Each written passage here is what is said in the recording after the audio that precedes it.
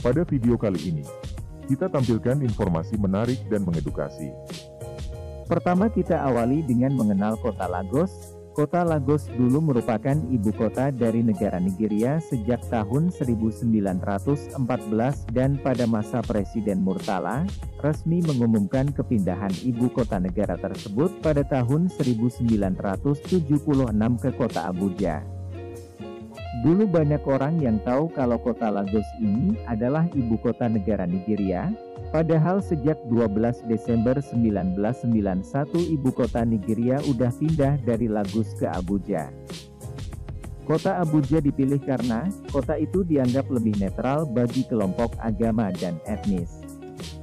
Selain itu, kota tersebut dinilai lebih terpusat untuk menjalankan pusat pemerintahan.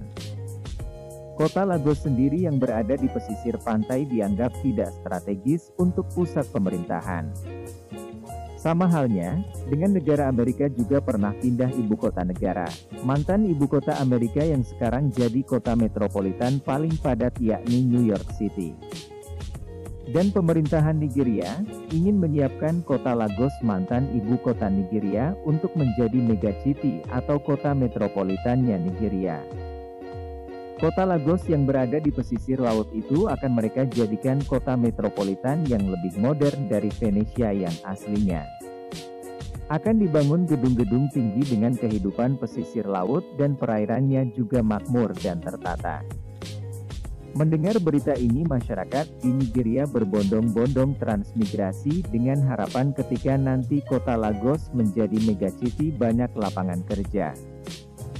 Sayangnya proyek ini berantakan dan menimbulkan banyak sekali masalah kehidupan di sana, tampak kumuh, tingkat polusi tinggi, dan lalu lintasnya berantakan akibat pertumbuhan yang terlalu cepat. Banyak warga yang berdatangan untuk merubah nasibnya di sana, dan ini berdampak menambahnya populasi jumlah penduduk yang semakin tinggi. Sarana dan prasarananya semakin tidak memadai, kualitas sarana prasarana yang ada pun jadi makin turun. Banyak rumah di kota Lagos yang tidak memiliki saluran pembuangan air. Kota Lagos yang merupakan daerah pesisir laut menjadikan warganya membuang air kecil, kotoran, dan mandi, bahkan mengkonsumsi air lautnya, dan hanya beberapa rumah yang dialiri oleh air bersih atau PAM. Jika kita melihat di peta resmi kota Lagos di Nigeria, kota ini tidak terlihat di peta. Dibentuk aslinya kota ini dengan luas hampir 1171 km persegi, tetapi di peta dianggap tidak ada. Di pesisir laut kota Lagos itu tampak sampah berserakan, kotoran manusia mengapung. Di sisi lain banyak warganya menggunakannya untuk mandi dan mencuci. Kota Lagos terkenal dengan macet lalu lintasnya. Di sana ini menjadi salah satu ciri khasnya, kota Lagos. Mobil angkutan umum warna kuning, yang biasa warga Lagos sebut angkutan Dambo merupakan ciri khas macetnya kota ini. Dan walaupun sebenarnya peraturan lalu lintas di kota Lagos sudah jelas, akan tetapi aturan itu tidak berlaku untuk pengemudi angkutan Dambo. Angkutan ini bisa mundur seenaknya, melawan arah seenaknya, bahkan berkumpul di jalan tertentu. Dan yang pasti menyebabkan kemacetan panjang di jalanan. Petugas lalu lintas di kota ini juga sudah banyak tersebar untuk mengatur kemacetan-kemacetan di jalanan kota Lagos, akan tetapi petugas ini tidak berani untuk peringatan ke supir.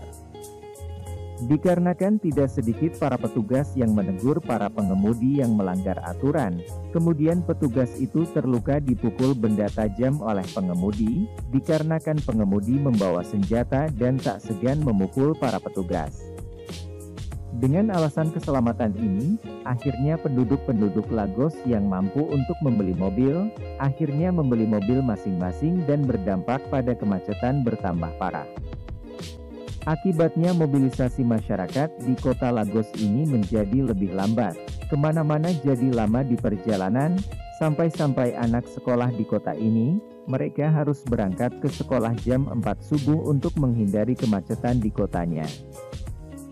Berangkat jam 4 subuh ini mencakup seluruh anak sekolah dari anak SMA, SMP, SD, bahkan TK pun berangkat jam 4 subuh. Jam 4 sampai jam 5 pagi di pinggir jalan kota Lagos biasanya udah banyak anak-anak sekolah yang lagi nunggu kendaraan umum untuk berangkat ke sekolah, dan seusai mengantar anak ke sekolah, biasanya orang tuanya langsung pergi ke kantor untuk bekerja. Menurut siklus hidup anak sekolah di Lagos, buat para ahli memberi peringatan keras, jika rutinitas ini bakal berdampak negatif yang konsekuensinya mungkin seumur hidup. Seorang anak yang seharusnya tidur 9-12 jam dan waktu tidur yang baik ini tak pernah dirasakan oleh anak-anak di kota ini. Bahkan, diprediksi anak dengan kondisi kurang cukup tidur ini, nantinya bakal tumbuh jadi manusia yang gampang emosi dan resiko depresinya sangat tinggi. Sebenarnya pemerintah sudah memberikan saran ke orang tua murid di kota Lagos untuk lebih baik menyekolahkan anaknya dekat dengan rumah. Tetapi, pendidikan di Lagos ini tidak merata, ada sekolah yang dianggap bagus dan dianggap unggulan. Tapi banyak juga sekolah yang dianggap kurang. Dengan keadaan seperti ini akhirnya di tahun 2021, dari survei yang dilakukan salah satu produk kesehatan Jerman dianggap sebagai kota paling stres nomor 2 di dunia. Cuma kalah dari Mumbai di India. Pemerintah kota Lagos sudah coba mengatasi masalah macet ini dengan transportasi dengan kereta MRT dan LRT. Tapi sayangnya, hasilnya sampai sekarang belum terlalu efektif untuk kemanfaatannya dan kota masih terlihat macet. Terima kasih. Semoga info ini bermanfaat. Jangan lupa like dan subscribe.